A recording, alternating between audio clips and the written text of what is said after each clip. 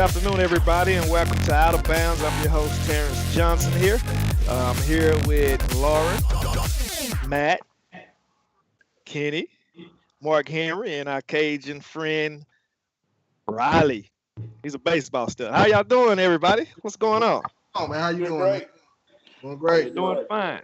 First time trying to host this thing. Hope we can have it smooth with no turbulence. So I guess we're going to get into this show this week here. We're going to start off today and give shouts out to the offensive MVP for last week, which will be Myron Cumbie, a running back at Plano. The kid had 178 yards, 4 TDs on the ground. What do y'all think about that? Showed up. He showed up. He's been a monster all year. Uh, Just I, who is he playing against? I last believe week they played played against Plano East. Plano West, Plano East. Okay. Okay, well that's a good matchup for them. Yeah, hey, good way to dominate then. 7.8 yards a carry, too, is very impressive. Means he has a good offensive line too. Exactly. And he also had a TD receiving too, 46-yarder right there. Capped it off for them Wildcats out there. On the defensive side of the ball last week, we had Darius Snow. I was actually at that game, South Lake Carroll and Hebron. Hebron just kept pouring it on South Lake. It was a pretty good game. Darius had 20 tackles, 2 tackles for loss, and 1 pass breakup. That defensive battle kind of shut it down in the end. Hebron went on and won that game. How y'all feel about that game? Because playoffs about to start next week. My district is Friday, actually. Anytime you get 20 tackles in a game, you must be doing something right. Especially Right. if it's back. I personally thought he was a linebacker, and then you told me he was a DB. That kind of shocked me. I mean, you don't see a lot of DBs get 20 tackles. No. Yeah, with 20 tackles, that means he's around the ball. He's very aggressive. Mhm. That means he swarms. Right. He definitely doesn't arm tackle, so I bet he has a great tackling for him. That I means bet he could play safety too. he's bringing the Oh, wood. yeah. Bringing the wood. Yeah, them Hawks always bringing the wood over there. A good group of guys. Coach Browser, he got them ready. You know, they got Allen Friday. I believe in upset. I mean, this is football. Allen's still the powerhouse that they are, but you know, Kyler Murray was the bulk of that 3 back-to-back state titles. So, I mean, to each his own, but they really play 4 quarters of football. So I love to see that game. So we're gonna start out with you, Riley, down here. You had South Grand Prairie and DeSoto, the defending champions last week. DeSoto pulled off the victory, 17-14. Tell us a little bit about that game. It was a closer game than I thought it was going to be, or a closer game than everybody thought it was going to be. You look at the matchup. It's like, oh well, DeSoto beats South Grand Prairie every year. Actually, ended up being a great game. South Grand Prairie played well on the defensive side of the ball. The only thing they lacked is what they've been lacking all year, and that's offense. They struggled to move the ball at all against DeSoto, really, and the only thing that kept them in the game was their defense getting field position for them, and a big pick by Ken Robinson. So what do you think about? Sorry, I was going to chime in after him. Oh, Go you ahead. got that game too. Oh yeah. Yeah. Okay, go ahead. Oh yeah, so during the game, I mean, it was definitely a defensive struggle. I mean, it was South was up for a little bit. They were up until they missed a field goal that would have put them up 17-7. Then DeSoto scores a touchdown, makes it 14-14. Then DeSoto's defense, they go by no fly zone, and they mean it because they held South's offense to 0 passing attempts. They were 0 for I believe 18 in the second half for pass attempts, and it's really you really just saw what DeSoto's secondary is all D1. So and South, hey, great job for them. They really got a good test right before they get into the playoffs. They kind of showed that they might be able to go at least 3 rounds deep. So you think DeSoto will take it 3 rounds, maybe repeat? DeSoto's offense has a lot of question marks. I don't know. They'll probably run into somebody really good. I don't think DeSoto's offense has shored up the issues that I think that they need to shore up to make it to state. And I'm just being totally honest, and I hope they do because I love everybody over there, and they always treat me great. But my eyes never lie to me. And offense, they got some question marks that might hurt them. Right. And I also believe you guys had the Duncanville Grand Prairie game on the flip side of the ball. Duncanville with a big win, 45-6. I know you speak of defense with DeSoto, but when I seen Duncanville, they got a championship style defense. How was that game? Yes. Well, that game was kind of funny because there was 3 blocked punts on special teams by Duncanville on Grand Prairie that were all converted.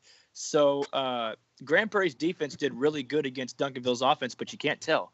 You just can't, because Duncanville's defense scored a couple touchdowns, and then their special teams scored 3 times. So if you just really look at that, yeah. But then GP benched all their players in the third quarter, and so did Duncanville. So you really got to see kind of like a JV game in the fourth quarter. All right, here in Riley, you was over at the Grand Prairie game. Tell us how that game went, because Duncanville seemed like they just flew all night and defense held them to only 1 touchdown. Yeah, like Matt said, there was three block punts and they converted on all 3 of those, and that's nothing new for Duncanville. They've been doing that all year. You look back at a game like Cedar Hill, they had 3 defensive touchdowns in the first half to win that game. They really made GP look a lot worse than they are. GP's defense really did well in that game, and they held Duncanville's offense to not too many points, and they held them to under 40, which not many teams have been able to do this year, even though they gave up 3 block punts and they scored in all 3 of those. 3? Wow. 3 block.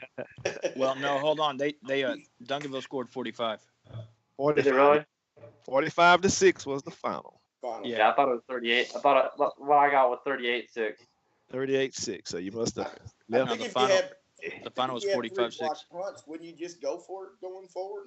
That's what GP started to do. And you guys also, y'all have Grand Prairie at Waco Midway for by-district playoffs this week. Y'all know anything about these 2 teams? Oh, I know that Waco Midway's in some rankings number 4 and most rankings number 6 in the state. So yeah, Grand Prairie's got one of the tougher matchups besides Hebron and Allen, but I think Hebron's a better matchup for Allen than Grand Prairie is against Midway. It's going to be tough because Midway's quarterback, I think he's committed to OU. He's got a game in his pocket for 7 touchdowns a couple weeks ago, and if you throw 7 touchdowns in a game, and hey, but Grand Prairie's defense is good, so this game might be a little better than we thought it might be. Who knows? But you also don't know the competition down there. You don't know who they're playing against. Grand Prairie's been playing against Cedar Hill, Duncanville, DeSoto, South Grand Prairie, and all the teams Grand Prairie played in the first 3 games made the playoffs except for Arlington Bowie. Naaman Forest and Haltom are both in the playoffs. So Grand Prairie's been tested, if anything, but it's going to be up to Grand Prairie to stay in the game. So Waco Midway has it, at their home field down in Waco. You got to drive an hour and a half. I'm driving down there, so hey, we'll see how it's going to be. Yeah, I seen them play Cedar Hill last year, and Cedar Hill got that victory. What do you think about that game, Riley? You look at the game like from the outside, and you see, Waco Midway is 10-0, ranked 4th in the state, and GP, a team that just could barely scrape their way into the playoffs with an ineligible player by Cedar Hill. You think that Waco Midway's going to run away with the game, but this is playoff football. You got a team in GP that's very motivated going into this game, and they're not just going to let this game slip away from them. I think they'll give Waco Midway some competition, even though Waco Midway is a very good team. GP's played tougher talent this year. I think Duncanville and DeSoto are both way better teams than Waco Midway is, and I feel like they're going to give them a good game. It's going to be a better game than a lot of people think it's going to be. So, yeah, that is great. So, y'all will have that game this weekend for by district here. We're going to go up here to Lauren Moore, the Marcus Queen. Oh, yeah. Tell us about the game. Trinity and Marcus last week. Looks like Marcus took the L and lost 20-16. Tell us a little bit about that game. 21-16? Yes, sir. Oh, you just gave him another point. Oh, you make me feel old. Yes, sir. Lauren's a good Even got a sir out of it. Marcus actually played a lot better than I think most people thought they would. Looking at it, you're going, okay, Trinity's number 1 in the district. You're running over some teams. And Marcus has lost pretty badly to some of those teams. So, really, Marcus' defense was what really continued to show me how good they are, but also probably woke a few people up. Trinity, a team that usually has a pretty good rushing offense and just puts a lot of yards on the ground, had 34 rush attempts for only 141 yards, which, yes, that's a lot, but for Trinity going against a school that you may think they would run all over, it's quite a statement for the Marcus defense. And then Marcus offense really showed me a lot that game. They finally were able to show that they're a good offense. They were able to run pretty well over Trinity. Bradley Love, Sr., had 1 touchdown receiving, but he caught the ball about 20 yards down and then rushed it about 30. So really rushing touchdown. And then Blake Cohen had several nice receptions, and Gage Anderson had the other touchdown of the night. All of those just really looking well through the game. Xavier Maxwell had a completion percentage of 64.3. I believe that's probably one of his best this season, kind of his shown what he has. The game was sealed with a Sebastian Tualo interception. And then he's also the kid who, as soon as the game finished, Marcus's team always goes and sits behind the opposing team's band while they're playing. And he just shook all the offensive guys' hands and hugged them and all that. It was really nice to see. Marcus just really showed on their senior night that they were underrated and they deserved a lot more than not making playoffs this year. Yeah, I agree. And with Justin Dinker that they have over there, what happened to him? Did he have any big yards, or did they shut him down? No, actually, Bradley Love and Dinka both, I think they played about even. Love on the stats chart was higher than Dinka, but I also think Love had a bit more opportunities to rush. Just senior night, not really offered kid. Just get some extra film out there. Hey, I had a question, Lauren. I saw on Twitter that there was a play where Trinity and Flower Mound Marcus both agreed for someone to run the ball. That's not a normally running back. Can you talk about that? Eiler Buck is going to graduate this year. He was born with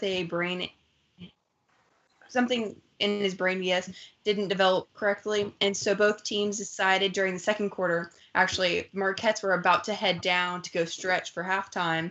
And all of a sudden, we all see Eiler walking out in the field going, oh, wow. So they were able to let Eiler run. I think it was 7 yards or so.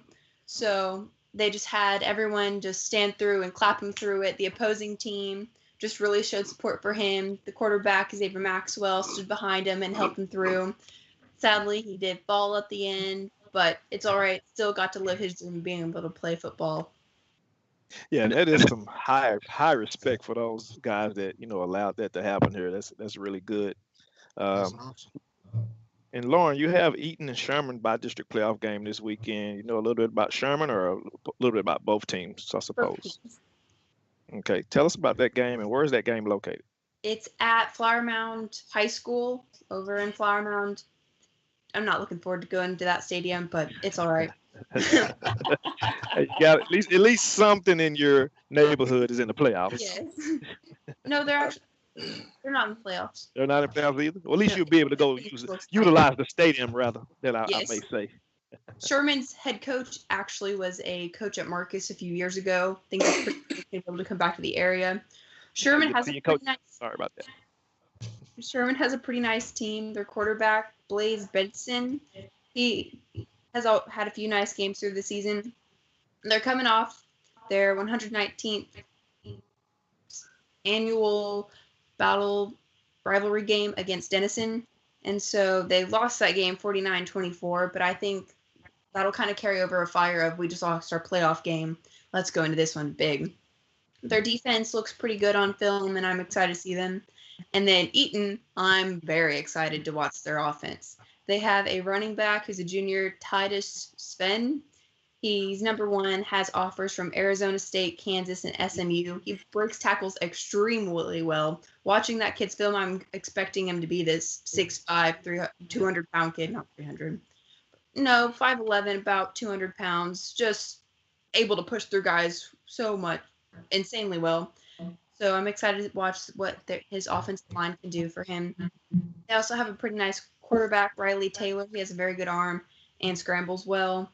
So very excited to watch this. Also, it's Eaton's second year of a varsity football team. So I think it's pretty cool that they're able to be in playoffs with that short amount of time. So it's their second year and their first year in the playoffs. Yes. Yep. So Like who do you think? Frisco Reading. Same Like like Reedy? Frisco Reading. Yep. Mm-hmm. Who do you think wins this game, Laura? I'm going to say Eaton just because they have with a very good running back. I don't think Sherman's going to be able to keep up. So Eden it is. We're gonna go with the 2-year school. Hey, I So like here, go ahead. Terrence. I like to add to that. Go ahead. Titus Swin is one of the most versatile backs in North Texas, if not the state. He catches the ball out the backfield. Last week he had a 66-yard TD flea flicker against Brewer, which is a game they won to get into the playoffs, 38-31. So Titus Swin is the real deal, and he's only a junior. This is his second year on varsity, and you can look for big things coming in 2018 for him. But Titus is the real deal. And I what was school very was shocked that? to see he only had 3 offers. Hazlitt Eaton. Hazlitt Eaton. Hey, real quick, Mark, while you're talking about that, can you talk about how the district went 1, 2, 3, 4? We know Alito was in first place, and Boswell. You just want to go and talk about how that all worked out real quick? Yeah, of course, Alito had the 75-game district winning streak that continued, but Boswell took him to the wire. It was Yes, he did. 35 Yes, they did. 26.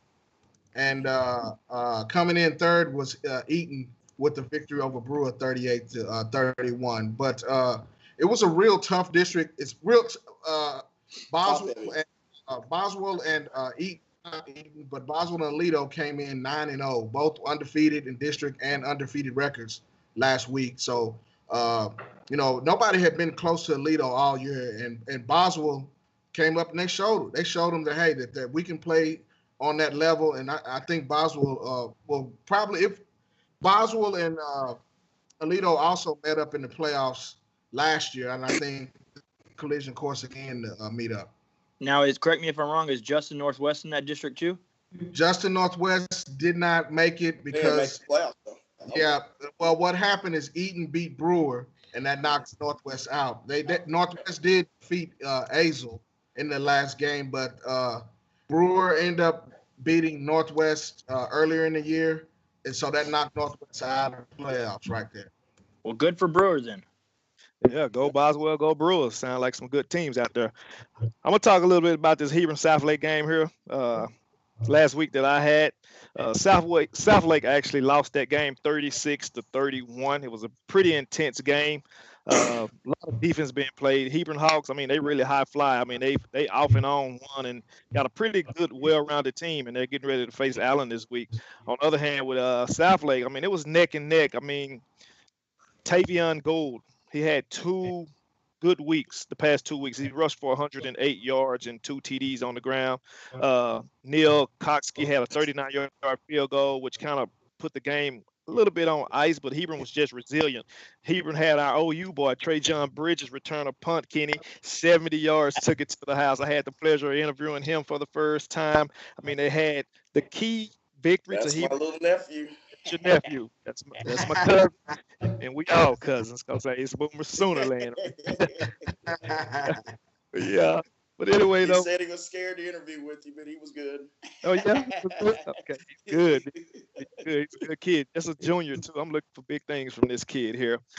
Now, to me, the key play for Hebron was a 3rd and 2 play when Jarian Mitchell, he actually had 2 TDs in the fourth quarter. One was a 57-yard TD catch when I interviewed him as well. So the kid had some good agility. He caught the ball, went down, put his hand down like 3 stands we used to do for practice and stuff, got up 57 yards to the house. I'm saying, kid, you got some great agilities. That was the turning point of the game to make it 36-31. South Lake, I think they need to probably step it up and tune it up a little bit. I haven't seen JT McDaniel. It's kind of quiet around the house. I mean, I tried to ask him. I got something on him. Hey, it's Friday Night Glory. You know we get it first. Yeah, He's got an arm or a hand injury is what I've been able to decipher. So we're hoping that he will be able to play this Friday night. But yes, they've kind of ducked him away a little bit, let Mr. Tavian go, have some fun here. But I have a feeling we'll see Mr. McDaniel on Friday night, though, against the McKinney Lions. Oh, yeah. Now, that's another thing to talk about. Hopefully, McDaniel got that, the best orthopedics or surgeons out there in South Lake. I'm sure can make a cast for that thing. Let's get it rolling. He's playing. He's playing. Just know everybody that's hurt right now, they're playing. It's playoff time. They're definitely playing. So they got McKinney this week. So it looks like me and Kenny will actually be at that game. I get to see you up there at that game, Kenny. Kenny got our boy Matthew Gaddick, the $5.99 yard breaker. the guy, the best in Texas right now. He had almost 300 last week with 279 and 2 TDs. What you think he'll do this week, Kenny, with South Lake? Well, the thing about Matthew Gaddick, and that's Friday Night Glory podcast own Matthew Gaddick here. Right. Yes, that is him. I mean, what do you say? He's got 2,200 yards, 17 TDs. He averages 8.3 yards a pop. And you can give him the ball, 50 times? We already know that. So it's not like that guy's not a, conditioned athlete. The thing about them, I think, is that's kind of is under the radar a little bit is their quarterback, Damon Whitmer. I mean, he's got 1,400 yards passing, but he's got 16 TDs, just four interceptions with a great TD interception ratio. So if they get anything in the passing game to, make the South Lake Carroll defensive backs just, take a couple of yards back off the line of scrimmage, that plays right in the hand of Matthew Gaddick because we know Coach Smith, he is going to pound the football against South Lake Carroll. No question. Yes, he is. And they lost to actually McKinney Boyd 20-17. So Matt Gaddick was basically all of their touchdowns in the whole offense. Nobody scored in the fourth quarter. Now, I know South Lake can kind of score at will. I mean, they start slow, but Hal Watson will go in his bag of tricks and make something happen. So we have that game this week. Who do you think win that game, Kenny? I'm going to go with South Lake Carroll. I think that South Lake Carroll will have just enough balance on offense, but I think it's key for South Lake Carroll. They need to get the Mickens, the Shrum. They need to get, can't remember the other kid's name, but they need to get the passing game going. I think that that's one thing that South Lake Carroll that, as we've all grown accustomed to, they've always been able to swing, pitch, and catch. They haven't been constantly, constantly been able to do that consistently, to do that this year. They've got to be able to move the ball and move the chains through the air because if not, McKinney, they practice against run defense every day. So, they know how to defend the run. So, You like they're cracking going them to have to helmets. show something through the passing game to get McKinney off the line of scrimmage. But I think this is a closer game than a lot of people would think just because they say it's South Lake Carroll. They look at the 7-3 record. They think that they're going to go. This is going to be a close game. I have a feeling Coach Walson right now is sitting back going, how do we stop that rushing attack for McKinney this year? Yes, sir. They definitely will have to have that going for them, and they will have to score at will and limit Load the penalty box. Load the box. box. 11, So, Kenny, you all 11 men to the ball. That's what you got to do. Swarm to the ball. That's what Duncanville does. They swarm. Hey, Duncansville's a different breed of defenders over there. Well, Terrence, you hate to put this much pressure on the kid, but it's really Will Blower's game to win or lose to me for South Lake Carroll. If Will Blowers has a good game, they win. They win. I can't simplify it any more than that because I think both teams are decent defensively. And it's just if he doesn't throw to the other team and moves the chains occasionally with a pass, South Lake Carroll wins. Don't overthrow his receivers because they be on it. And then, Kenny, you have Texas High and Highland Park as well this week. Yeah, this is interesting because Gary Stanford used to be the old Marcus coach. Yeah. And he's up there now at Texarkana now in his first year. But the thing about Texarkana, every year they're very athletic. You can never get around their athleticism up there. Boys coming to survive. It's one I call Waco, and that region up there kind of gets overlooked every year when the playoffs start. But there's a lot of athleticism there and out in East Texas. East Texas place that a lot of people don't like to talk about. That's another podcast. But anyway, it's one of those where Highland Park though is battle tested. You look at their non-conference schedule. You look what they did during district. And they have the one thing that nobody does have. They have a returning quarterback that already has a ring, and he just doesn't turn the ball over. And he just went on TDs, 2 INTs on the year. 38-2 on the year. That's just unreal. The guy, he can pass in the pocket. He can pass out the pocket. But he can also tuck and get the first down, too. He is I call a high school level matchup nightmare to game plan against. He got Jones in his blood. I was going to say. Go ahead, Matt. I'm sorry. Oh, I'm sorry. I just wanted to say that he just went on a visit to OU. Oh, that's good too. Well, Stanford has coached against some top quarterbacks because his teams at Marcus have always played well against top Allen teams. They always put up a fight. against Mr. Oh, I just forgot his name.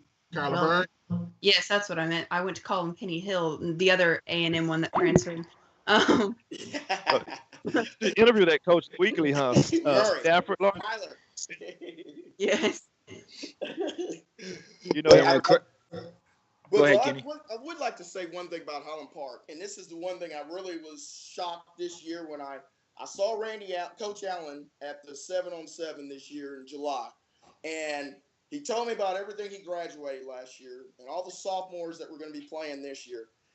I can't just definitively say this, but this may be one of the best regular season coaching jobs from a Hall of Fame coach named Randy Allen. Yes, John Stephen Jones makes it a little bit easier, but he had to replace almost the entire defense, the entire offensive line, and you still were carrying that bullseye because you won that trophy in Jerry's World last year.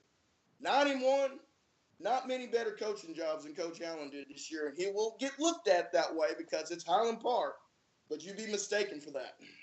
I wanted to chime in. I got a chance to interview him this year, John Stephen Jones in Highland Park. The whole team, I mean, they're very respectful. They're disciplined. Yes. And if you're not a disciplined football team, you will lose the penalty battle to them. Yes, absolutely. I think the team, special teams, they don't turn the ball over. They play solid defense. They're a bend, don't break defense. You know, they really are. They'll give up some yards. And, they have underrated players. I mean, Paxton Alexander, he's not going to go big Division I, but the guy can catch the ball. He can rush, get the hard yards. Without Paxton Alexander last year, they don't win that trophy last year. He is a baller. He is a baller. Allen has got 7 rushing TVs this year. I mean, they just find people to go into spots, which, it's surprising to me that they keep being able to fill them year after year after year. We always say this is the year Highland Park's not going to be that good. We always look up, it's the 3rd, 4th round of the playoffs.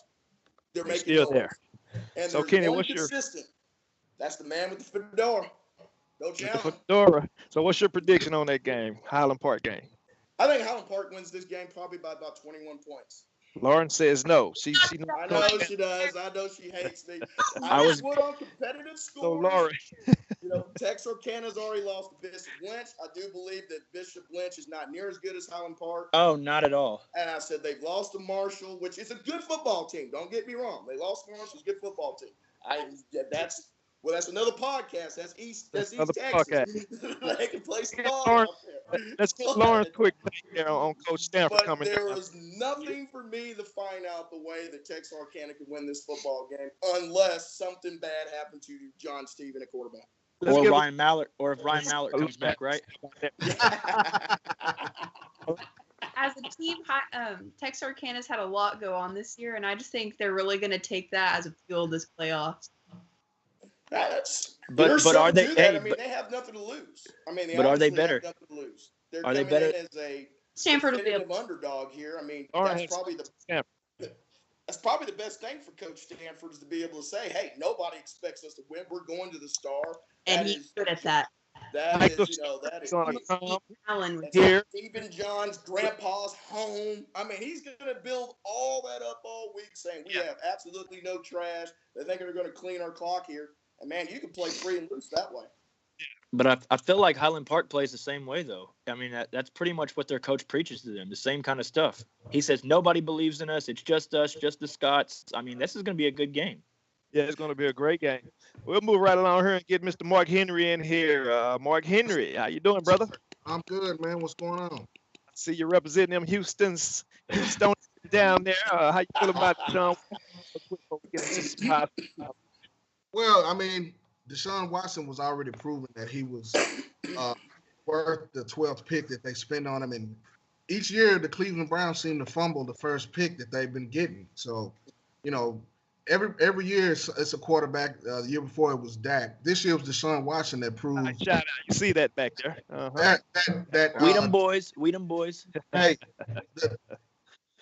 that proves every year that, the draft is not a sure thing. So, You got to do your homework on these guys. He proved himself by playing in the national championship 2 years in a row. So enough said. But he got his streak. He got his street cred against the Seahawks, though. Yes, sir. Yes, sir. Here we go. He Mark got a Henry, street cred in that championship game last year. The heck with all that other stuff. I agree. He beat that gorilla called Alabama. yeah, he did. I think we did that too once upon a time. Sure. Hey, Mark, you Measuring stick. Sir, Shit. sir. Okay, Mark, you went over at the Colleyville Heritage and Richland game. Looks like Colleyville came out with a big victory, 31-21. Tell us a little bit about some Heritage Panthers over there. Well, this was a tale of two halves. The first half was dominated by Colleyville Heritage. They had a 17-0 lead. Looked like they were in control. But the second half, Richland stood up, and it was a very physical game in the second half. And a little fisticuffs broke out, but we got it back under control. But they scored 21 unanswered points. But Kevon Ahmad and Cam Brown both showed up. They played defense this game, and both had 2 interceptions late to seal the deal. But Kevon Ahmad and Cam Brown definitely paced this team, and also Jagger LaRue at quarterback. And it was a good defensive effort for the Panthers in the beginning, in the first half, because Richland is a very explosive team. They were missing running back Riley Johnson out with an ankle, but backup running back Brandon Johnson had several key runs in the second half. Wide receiver Shamar Moore had a 75-yard touch to break open the scoring for Richland. And also wide receiver Rasheed Rice also played some defense. And Deshaun White on defense for Richland had a key interception to jump-start it. But like I said, in the end, Colleyville Heritage took control there late in the fourth quarter to finish it off. And it was a very hotly contested game in the second half. But Colleyville's first-round opponent this week is Fort Worth Arlington Heights, and Richland is taking on Fort Worth Southwest, which I see both teams moving on to the second round. Yeah, those sound like good matchups for them. Yeah, they're both going to be good matchups, but the best Fort Worth ISD team this year, South Hills, has been the last 2 years. They've taken the Fort Worth City Championship, if you want to call it the district championship. But Arlington Heights is a game team, and Southwest is a game team. But I think both of those teams are both battle-tested, Richland and Colleyville Heritage, because they also play Birdville. They also play Grapevine and Texas Tech commit Alan Bowman in that same district. So you can look for both teams to at least go two to three rounds deep.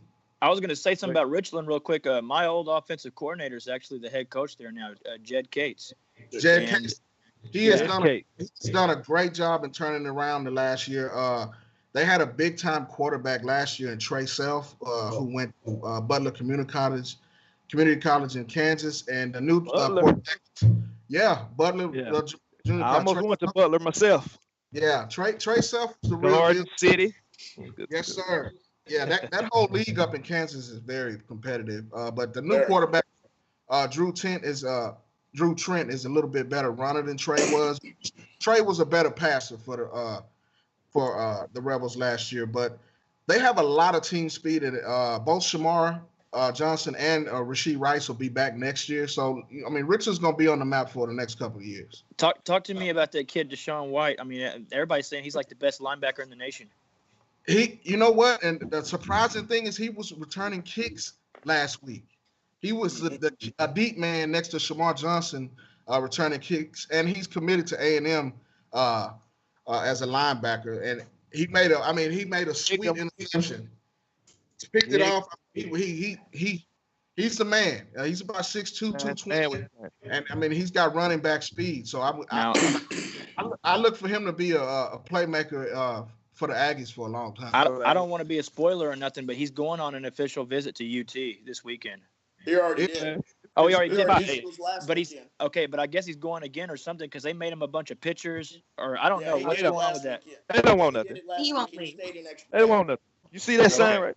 It's between OU and Texas if Sumlin gets fired. Yeah. Yeah, Oh, that's gonna hurt a lot of the recruits going to A&M too, because they're going there for Sumlin and what he's selling the dream on. Hey, we're not worried about them. It's all about Boomer. What's coming up there for the next 4 years? What they need to be worried about. And on Friday at Richland, Deshaun White is getting his All-American Army Bowl jersey presented to him Friday. Very nice. Thank you. Hey, and Mark, you got your hands full this week. You have Brewer and Denton Ryan as your first game. Tell us a little bit about that. What's going on over there? Well, Denton Ryan is my pick to win it all. Last year they should have won it all because Spencer Sanders was the key. I don't think Highland Park gets that state ring if Spencer Sanders doesn't go down with the ACL tear. I mean, he's a commit to Oklahoma State, and they got Shoshki Dove outside, and they have Gabriel Douglas, Texas Tech commit, two of the best receivers in the state. I mean, Gabe Douglas is physical, and he'll let you know about it. He's kind of the high school Dez Bryant, in my opinion. And I just think that they're the most talented team in North Texas in the 5A ranks. I really think, Alito is really getting off by not being in the same bracket with these guys because I think they will give them a run for their money. As far as Brewer, this is the best team that they've had probably in the last 4 years. You got running back receiver Curtis Taylor. You have Christian Carlton, running back and receiver.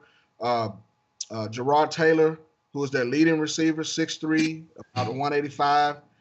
You have Jaden Cartwright, quarterback Carson Ingram. If this is going to be a big test for the Brewer Bears, but if they can put a complete game together, not have any penalties, not have any turnovers, they have a chance. But I just don't see him getting perfect game. Spencer Sanders at least.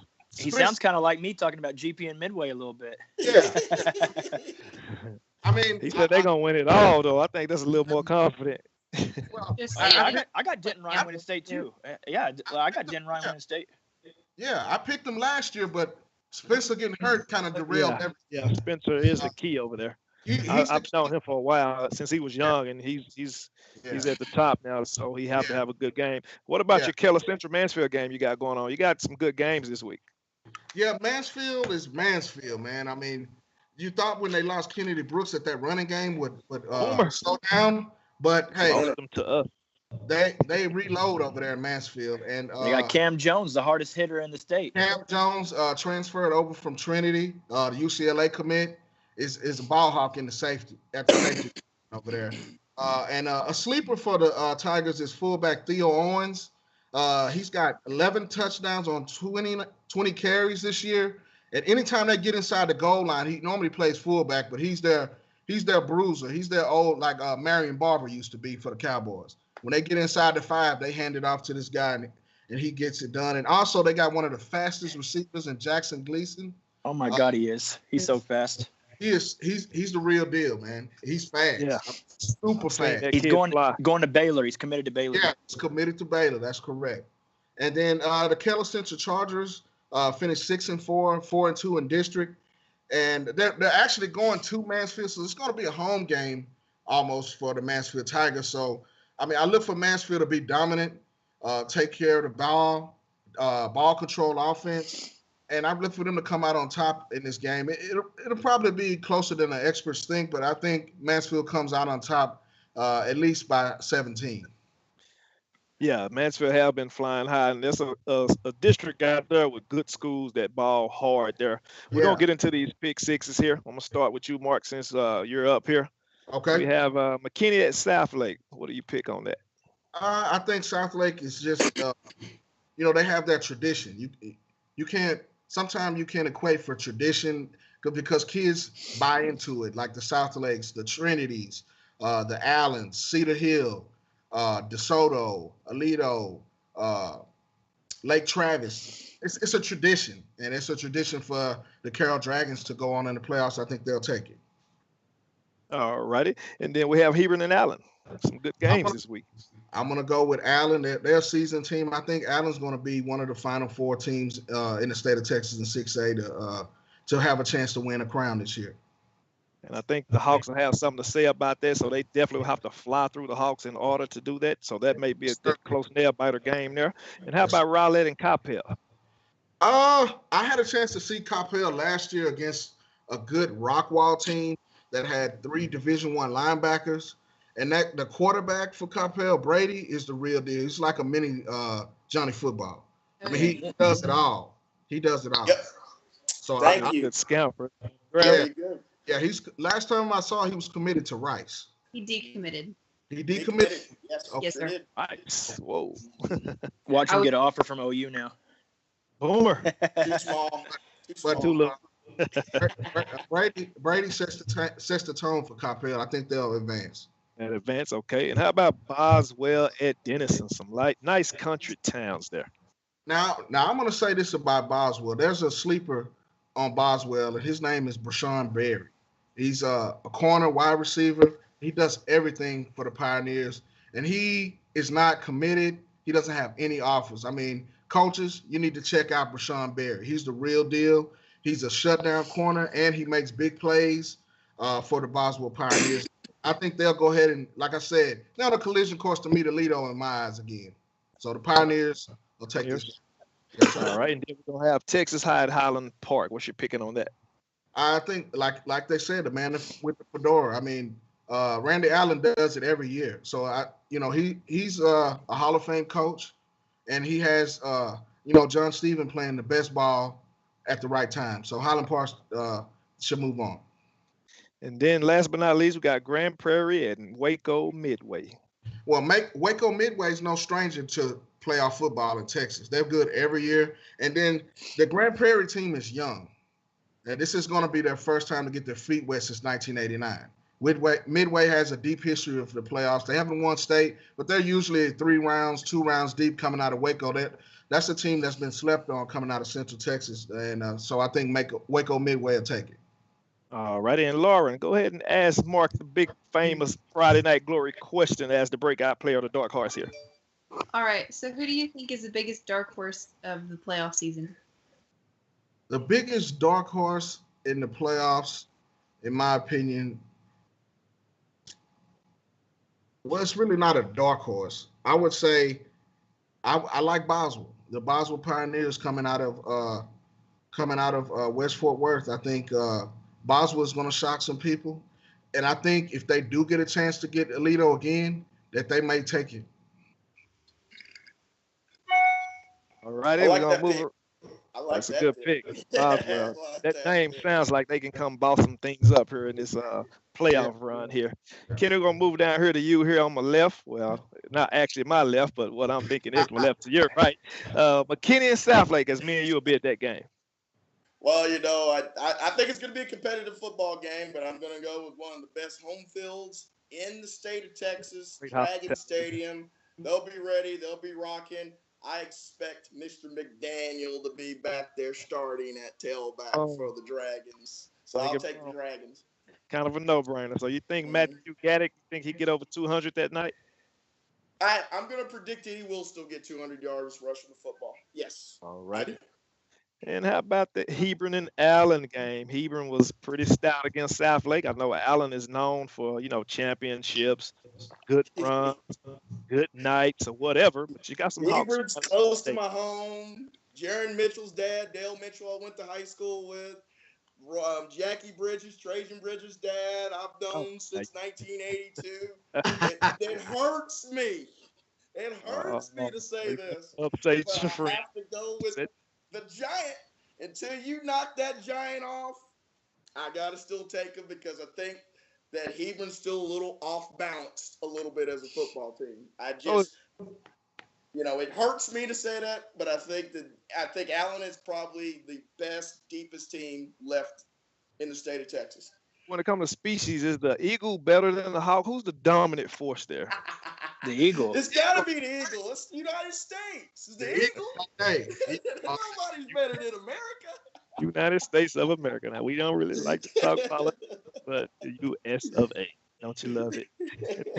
And then you're gonna have Rowlett and Coppell. I know you've seen Coppell, and they always flew high. They already mentioned it. McBride is one of the best unknown gyms in the area. I mean, his dad's been a high school coach forever. He makes that team roll. Rowlett losing Preston Weeks hurts them big time. Their quarterback. I mean, that's if Preston Weeks is there, that could be a very competitive game that's been hard to pick, I think, a little bit. But with Preston Weeks going down with the knee injury in week 9, I have to go with Coppell. Coppell. And then we got Boswell and Denison.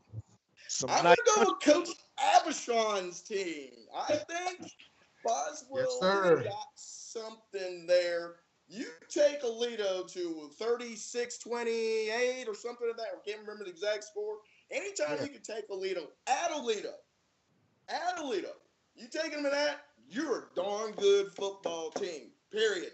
I'm going to go with Boswell, and I think that, like Mark Henry said, for a dark horse, that's the team's going to be. If you beat Boswell, you earned it. Yeah. And if you got anything with the word boss in your name, you are bossed up there. And then the game that you have, we spoke about Texas High at Highland Park, had a little back and forth with you and Lauren for Coach Stafford coming down. And I know we already picked this, but what was your prediction again? We love Coach Stanford. He's been very kind of Friday Night Glory since the beginning. We never forget our roots when it started. Stanford was always one of those in our back pocket. So, one of those. If I picked against family, I still have to pick against Coach Stanford too here a little bit, even though I don't want to. I don't want to, but it's a home away from home for Highland Park. They're playing in Jerry's World. What the heck? Jerry's World, the Star. Best of both worlds. Sometimes you can't have it all. Not least here, we have Grand Prairie and Waco Midway. Experience over inexperience wins all the time in playoffs for me. Well, I should say all the time, but most of the time. I mean, we said it a little bit earlier. Waco's one of those little havens in the state of Texas that gets unnoticed every year, but that they bring out major athletes in that area. Midway always goes second, third round deep. If not, they're always knocking on the door. Right. Grand Prairie, I'm sorry. I do think it strikes midnight on Friday night for you guys. Good season, though, for Grand Prairie. Nothing wrong with losing to Waco Midway in the first round of the playoffs. I'm not hating. I'm not hating at all. No. Grand Prairie's got something to build on. They have something to build on for the future. So they haven't been there in a while, so definitely a starting point. They can build on this, take it on in the next season as well. Lauren, go ahead and ask Kenny that great dark horse Friday Night Glory style, and which is the breakout team or player? Who do you think is the biggest dark horse of playoff? I'm going to go 4A route just a little bit east of the Metroplex. I'm going to go with Carthage. Coach Stewart. He's already got 5 rings. He may have the best running back in the state of Texas in Keontae Ingram. UT. Last year. UT. Great defense. UT. They play ball in that area. If you get out of East Texas, you take a breather in the 3rd, 4th round sometimes. So, hey, I think Coach Stewart, he is, to me, that's one of the most underrated coaches in the state of Texas that nobody talks about. He's got 5 rings already, knocking on the door for number 6, and he's still young. Matt and I interviewed him at the state championship last year. He's got many more years to be on that sidelines. Great wealth of talent, and the one thing about them is they don't beat themselves. They run the football and play good defense. That's how you win out in East Texas. That's how you're going to get the Jerry's World again this year. That sounds great. And all that good country boys coming up to the city to take some gold. And Lauren, we're going to move on to you here with these pick sixes here. We have McKinney and South Lake Carroll. Who do you think wins that game? I'm going to say South Lake Carroll. It's definitely probably the biggest battle of running backs we'll see with just, holy cow, both of them, all their stats. But I think South Lake Carroll's defense, they're a stronger team, stronger side of the ball. Yeah, we did have a defensive player of the week from South Lake. I think it was Maddie Warner or probably Jacob Bridge. Yeah, it was Maddie Warner. It was one of those. Maddie Warner did some great things too, but I think it was Jacob Dodridge. I actually interviewed him and gave him the Friday Night Glory helmet. He had a great game. So they do have a good group of linebackers and defenders that like to tackle as well. So then, that'll be that. But Lauren, what about Hebron and Allen? A big game right there for both birds. I'm going to say Allen. I really like the quarterbacks of both teams, but I think Grant Tisdale, as a sophomore, got some experience in playoff games. I watched him quite a few times on my TV after our games. So I really think Allen, just for experience and the fact that they're Allen, they'll be able to keep it close and get the win. All righty. And how about Rowlett at Coppell? I'm gonna say Capel, mostly because, like has been said before, Brady McBride. Holy cow, what a quarterback! Such an underrated kid. I was really surprised whenever he decommitted from Rice. I expected to be a good route for him, but then again, looking at Rice's program, I hope better for him. And I just really think they're such a talented team, offense, defense, every DB, just wow. Coach I to didn't know win. Rice still had a program. So- He's actually committed to Memphis now. Oh, Memphis. wow. I Memphis saw. Tigers. That's not bad there. Hopefully his coach That ain't will a still be bad there deal. when he gets there. Yeah, that ain't a bad deal either. Not sure if Novell will be there any longer, but yeah. Yeah, great deal. And then you have Boswell at Denison. Give us a pick on that, Laurie. I'm gonna say Dennison. I watched some of Austin Emery's film, and I just think he's a very talented quarterback. So you're gonna go with the Yellow Jackets there. Then we have Yellow Texas High, the Yellow Jackets of Denison. Then we got Texas High and Highland Park there. I used to interview Coach Stanford every week during football season. I'd interview that man right after practice, Marquette practice, coming off the field, running over the stadium, going to interview that man, and he just smile and laugh, and we just get to talking football. So I'm gonna have to go with the Jerry Stanford. That Go team, with your heart. and I expect a lot for him. I hope the best for him in his first season coaching at Texas High, and they'll be able to push through it. Good deal there. Going with her heart, Kenny. And last but not least, Grand Prairie at Waco Midway. I'm going to say Midway. Just looking at their stats, looking at film, you can't stop them from running the ball. All right. And who's your breakout player, Dark Horse Friday Night Glory player or team of the year? Mine's going to be Texas High. Just all of you have shown more. Stanford. You're not paying much attention to that team, but holy cow, they've got several kids, top offers, going to different schools every Saturday. Is actually up for Under Armour game to be nominated for that, and I just really think that team, no one really, like has been said before, no one really thinks of them up there apart from everyone else. You are a realist as a female, as a sportscaster, because you will stick by what you think and I go like hard. that. That is great. I have teams, right. I have players, I follow by them. That is great. Loyalty. Loyalty. Yep. Who got the DJ tonight? I used to hear music last week. What happened? Was that you, Mark? What you? No, it wasn't me. It wasn't me. And we're gonna go here with my boy Matt up top, last but not least, rocking the Cowboys. What's going on, Matt? We them boys. Them boys. What you think about McKinney at Southlake game? Who you got out of that one?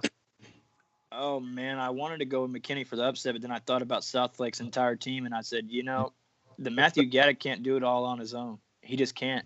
And yeah, he's going to play against. It's the playoffs. This is not the regular season. This is Southlake is. They're going to dye their hair all blonde. It's a tradition they do. They're going to come out and they're going to do what they do, and that's win football games. And I got Southlake winning it. Southlake. Hey, Kenny, we're gonna have to put the blonde on this weekend. I was wondering, I was thinking about that. Should I put some blonde hair on the ball dome? Yeah, I might sign up. Streak down there like a skunk, one down the middle there or something. Maybe some spray paint blonde, hey, we right? Good. Little right. party back. Little party back. Party in the back. All right, Matt. All right, Matt. What you think about Hebron and Allen? Matt got the birds up there flying up in the $63 million stadium. Well, they got to keep people coming, so of course they're going to win. I mean, all they've done is win this year. They don't lead me to anything to say that they wouldn't win. It's Allen. I mean, if Allen doesn't get to state, I'm gonna be disappointed. And if they do get to state, I'm gonna look good because I got them going to state. So either way, it's going to be interesting to see. Hebron, they have a lot to play for. They have everything. Hebron is a team a lot of people thought was going to be number one in that district, but they're number two because they lost to Trinity. They beat Southlake though, so that's got to say something going into the playoffs. Says a lot opening up in the playoffs for by district. What about Texas? You got, what'd you say, Texas High and Highland Park, right? Texas Highland Park. I know you had a interview with the Jones kid, and what you think about that game? I think that I've seen it. I know, I understand. I feel the same way about Grand Prairie that she feels about Texas High right now. I feel the same way. You know, I love the coach because that was my coach, Coach Gary Bartell. He went to Texas Tech. A lot of people from Friday Night Glory, he coached there and played there. A lot of people from Friday Night Glory love him too. With that being said, uh, you know, it's going to be tough against Highland Park. Highland Park is, I don't think you guys understand. They are disciplined. You got John Stephen Jones calling checkdowns at the line of scrimmage. How many quarterbacks do you see in high school football calling their own audibles at the line? This kid's like, who do you think trains him? Come on now, he wears number 9. Let's think about this here. Do they Who do you have a think kill, trains kill, him? kill? A kill, kill, Right. kill audible? Do he have that? I've heard a lot of stuff him stay on the line that makes me say, wow, this kid's only an 18 or a 17-year-old. Good Lord. And so, yeah, I got Highland Park winning that game, and I don't even think it's going to be close. Right. And what about Grand Prairie, Waco, Midway? You're a Grand Prairie native. What you think about that? Listen, I have to be realistic here. I have credibility, and I have everything out here on the line. I love Grand Prairie. Let me tell you guys, I love me some Grand Prairie Gophers. I went there. Okay, I love me some Grand Prairie Gophers, but it's not your time. It's not your time. You're a bunch of young pups. You overachieved. You're a bunch of young pups. Next year's going to be your time. Right now, if you win, great. I'll look stupid. I'll eat something off the ground. Sock. Yeah, I'll eat a sock. There you go. Like I'll sock. eat a sock because you know what? I love these guys. I talk to these guys all the time. I have a relationship with them. They live in my community. I see them at the grocery store. You know, these kids are all getting D1 offers now. They're all juniors and stuff over at GP. That's why I'm feeling good about the future. But Waco Midway is a tough draw. Come on now. They're number 5 in the state right now. Come on now. Like, Yeah. we have to go. I'm driving to Waco to go see it. What does that tell y'all? It's going to be in Waco, at Waco Midway, at their stadium. It's going to be hard for Grand Prairie to travel. I mean, it's bad enough for their games during the regular season. Their fans don't even travel. Why would they travel to Waco all of a sudden, you know? They Like, had a why would, Charleston Rambo there travel because last year he did dice and slice them boys. well, I'll say this. If GP wins that game, I'll be happy. But if GP wins it, it will be because they play really good defense. And it's not going to be because of their offense. I mean, I'm not going to sit here and lie to y'all. GP's offense, they have issues. And I think those issues will get exploited against Waco Midway. And for that reason, I'm picking Waco Midway because you know what? It's not about me being friends with people. It's about me, you know, having my credibility and making sure that I make the right calls because I could easily say Grand Prairie and then I look wrong. And then, you know, I just can't live like that. All righty. And Lauren, go ahead and ask him who his breakout player, dark horse, what have you, team of the year. Who is your dark horse team of playoffs? Well, they won their district, but they're not getting any credit. And I'm going with Mansfield. I think Mansfield's a lot better than people think they are. I mean, they pretty much dominated Cedar Hill. I mean, I know it's Cedar Hill, but they dominated Cedar Hill. They beat Arlington Martin. They gave Arlington Martin their only loss. They gave every team in that district that was undefeated, including Arlington, the Colts, they gave them their first loss too. So, yeah, and you know what's crazy? It's Mansfield lost to Flower Mound Marcus, but ever since then they've been like blowing people out. I think that woke them up, and they were like, "Hold on here, we're not going to keep on losing." So, also, I thought Marcus was really healthy and really good that game, and you know, Cam Jones was really banged up. He had a really horrific neck injury the week before that, and yeah, Cam is healthy. Let me tell you, he is healthy right now, and he is ready to go. All righty. So there was the pick six from all my colleagues, the best in the business here at Friday Night Glory. I'm going to give y'all my little pick sixes here real quick. Just run down them real quick. For McKinney and Southlake Care, I think I'm going to go roll with Southlake because that's the home team. I mean, they good hospitality, good everything, good well-rounded guys. Taking nothing from McKinney. They have Matthew Gaddick there, 599 yards, best in the Metroplex in the state in Texas or whatever you want to call it, but I think Southlake pulls this win out. And Hebron and Allen, I'm a little skeptical about this. I do like Allen. I know their tradition is rich history of good football, good grinding, good deep playoff runs. But when I've seen these Hebron Hawks all season, I did about 2 or 3 of their games and just to see how they held on to Southlake. I don't know if it was because McDaniel was there. I mean, he usually have a 200-yard game, but Southlake still got a 100-yard game. It just seems like they're resilient. They got a lot of good athletes over there, good recruits, OU boys, high flying, agility's great. Allen may be in for a run here, especially coming into a big stadium on a Friday night, crunk, and they got swag now. Allen better be careful with that game. So right now I don't have a prediction, but if I had to go with my gut feeling, I'm gonna say upset. Hawks gonna get them Eagles. Wow. You heard it first You here. heard it first here. You get. I should have picked Grand Prairie then. Somebody mark that tape. I should have picked Grand Prairie then if I knew you were gonna do that. It ain't that bad. Like Kenny say, Kenny from there, he had to go with a different gut feeling. But what I've seen with mine eyes and knowing Coach Brazel over the years, this is the potentest I've seen the Hawks fly. And I didn't even think they will even hit the playoffs this year. But hey, I'm gonna take that chance. We're gonna write that down and make sure we record that. Oh, we have stuff from last week. So yeah, we write stuff down, don't we? Write it down. Hey, I just want to say on all my picks this year, I'm pretty sure I have a winning record on my picks. If we go back and look, I've been doing pretty good. We shall check those when the state championship run is over because we're gonna pick all the way through that. And for Rowlett and Coppell, I'm gonna roll with the McBride kid. Coppell has a nice history of balling, so they look for them to be around in the playoffs somewhere. Boswell and Denison, y'all been screaming Boswell. Boswell up and coming balling team. I think they take it to the Yellow Jackets. Texas High, Highland Park. Haven't really seen neither of these teams play, but just off the history and the names of Stafford, Jones Jr. and wearing number 9 and the fedoras and all that. I'm gonna go with Highland Park because I did work in your city. I worked with Stafford and Kershaw back in the day when I was a manager at a gym. They was just some young pups. As you know, I'm an old school man now.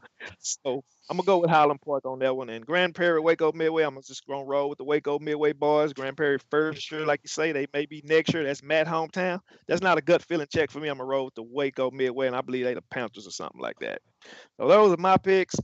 Breakout player, I'll just answer that for you, Lauren, this year. Boswell. I didn't know they was around like that. So, hey, I'm looking to see that name boss up and Boswell all the way through the playoffs. Anything else you guys have you want to speak on tonight here? Yeah. Also, with Coppell, don't sleep on Jonathan McGill. He's a 4-star recruit, safety, corner, receiver, returns kicks.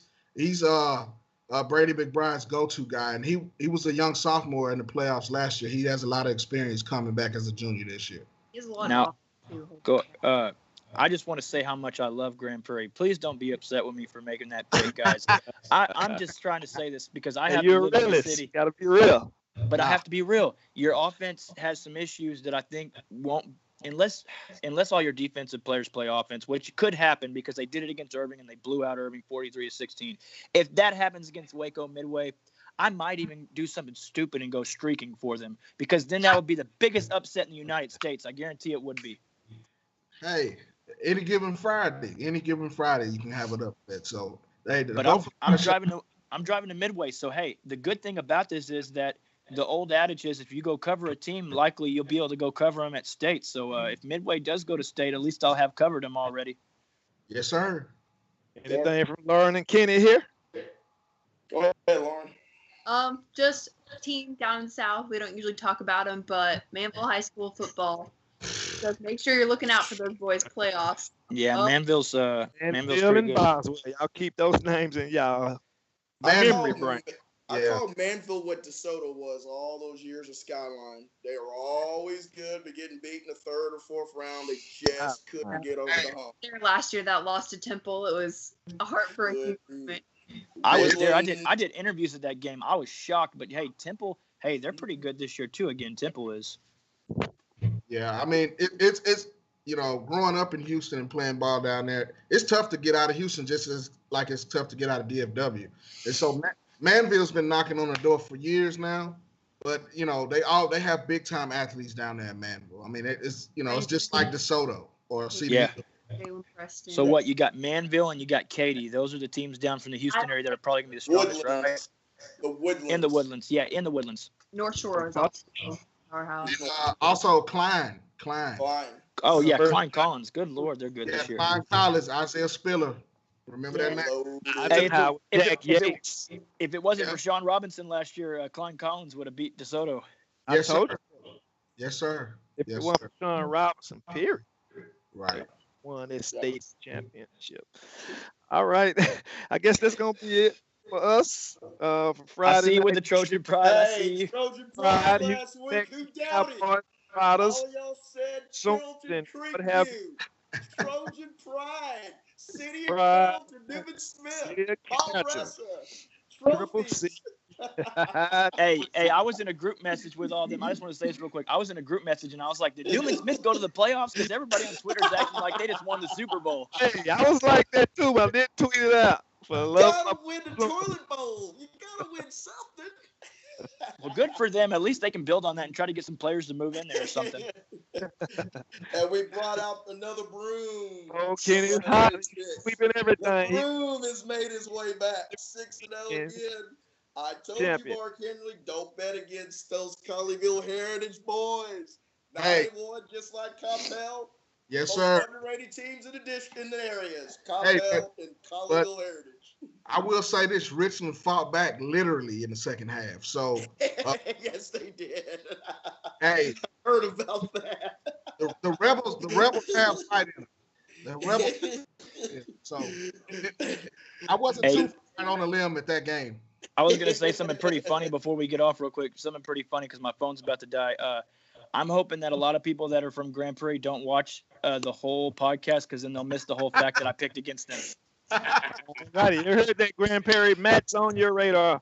Terrence Johnson, Marquis Jackson, Kenny Matt Newton, Lauren Moore, Friday Night Glory. We're going to send their prayers out to our family, Randy and Malik. Hope everything's okay. We'll see y'all on the next podcast. I have a good night. Amen. All right. See y'all on the field. See ya. I'm out. Y'all be safe.